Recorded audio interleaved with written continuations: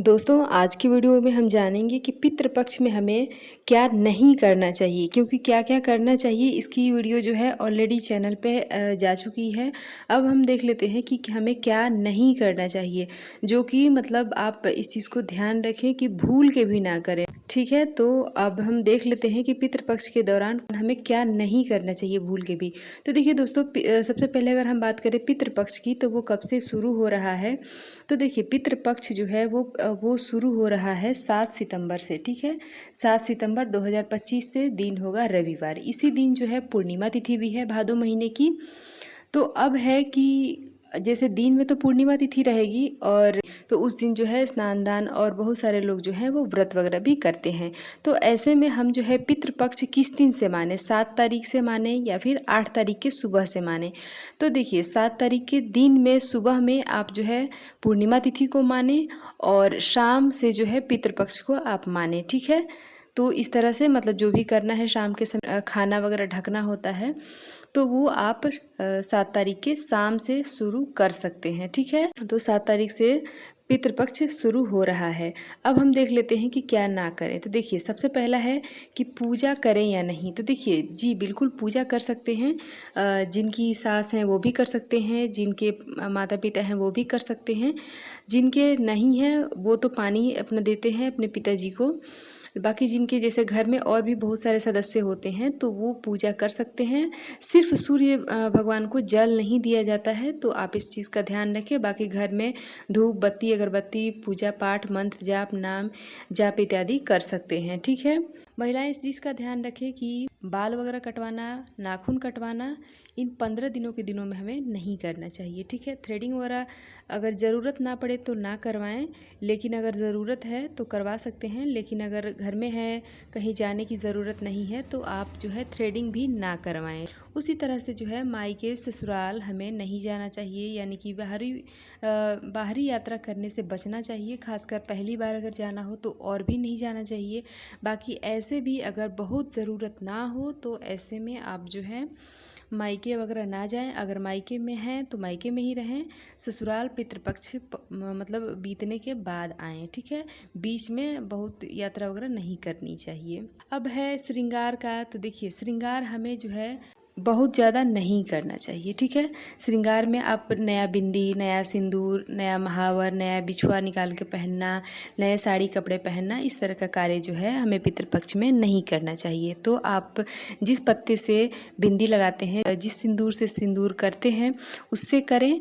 और हाँ दोस्तों, आपको इस दौरान पीला सिंदूर भी नहीं करना है। सिर्फ इस दौरान हमें जो है जितिया व्रत होता है उसी दिन हम पीला सिंदूर करते हैं। बाकी के दिनों में हम जो है पीला सिंदूर नहीं करते हैं, और सिर्फ हम लाल सिंदूर करते हैं। ठीक है, और यही है। बाकी आलता वगैरह हमें नहीं लगाना चाहिए। सिर्फ जितिया के दिन ही हम थोड़ा बहुत श्रृंगार कर लेते हैं, वो भी जिनकी सास रहती हैं वो करते हैं। ठीक है, वो महिलाएं करती हैं, जिनकी सास नहीं है वो भी नहीं करती हैं। तो इन चीज़ों का ध्यान रखें और बिल्कुल नई नई चीज़ें ना करें। ठीक है, जैसे कि नए कपड़े सिलना या नए कपड़े सिल के रखे हैं उसको पहनना, खरीद के ला के पहनना, तो ये कार्य जो है हमें नहीं करना चाहिए। उसी तरह से बच्चों को भी इस चीज़ का ध्यान मतलब घर परिवार वालों को रखना चाहिए कि बच्चों को भी नई कपड़े नई चीज़ें ठीक है ना पहनाएं। तीर्थ स्थान पे जाएं या नहीं। तो जी बिल्कुल तीर्थ स्थान पे जा सकते हैं। सूतक पातक में जितिया का व्रत करें या नहीं। तो जी बिल्कुल सूतक और पातक जो भी कुछ लगा हो आप जितिया का व्रत कर सकते हैं, क्योंकि जितिया इन्हीं सारी चीज़ों के लिए होता है। आप जो है अगर सूतक पातक लगा है तो भी जितिया का व्रत जो है पितृपक्ष में कर सकते हैं। बाकी बहुत बड़ा अनुष्ठान हमें नहीं करना चाहिए पितृपक्ष के दौरान। इस दौरान जो है लहसुन प्याज भी नहीं खाया जाता है, तो आप इस चीज़ का ध्यान रखें। बाकी नॉनवेज तो खाना बहुत दूर की बात है, तो आप लहसुन प्याज का ध्यान रखें। अगर घर में बहुत ज़्यादा परेशानी नहीं है तो लहसुन प्याज ना खाएं। बहुत परेशानी अगर है, जैसे घर वाले नहीं खाते हैं, तो आप लहसुन प्याज खा सकते हैं, लेकिन नॉनवेज बचाएं। और हाँ दोस्तों, इस दौरान कभी भी हमें किचन को अब उपवास नहीं छोड़ना चाहिए, और साथ में हमें कभी भी किचन को जूठा भी नहीं करना चाहिए। जैसे बहुत सारे लोग होते हैं कुछ बना रहे हैं उसमें से निकाल के चख लेना, तो वो तो ऐसे भी नहीं करना चाहिए। लेकिन पितृपक्ष के दौरान हमें विशेष रूप से ध्यान रखना चाहिए कि हमें अपने किचन को साफ़ सुथरा रखना चाहिए, और साथ में उसे जूठा भी नहीं करना चाहिए, ठीक है। और अगर गलती से जूठा हो भी गया है तो तुरंत के तुरंत साफ़ सफाई करें, पोछा वगैरह लगा दें, जो भी हो जैसे भी हो साफ़ सफाई कर दें और शुद्ध कर दें, जूठा बिल्कुल भी ना रखें किचन को।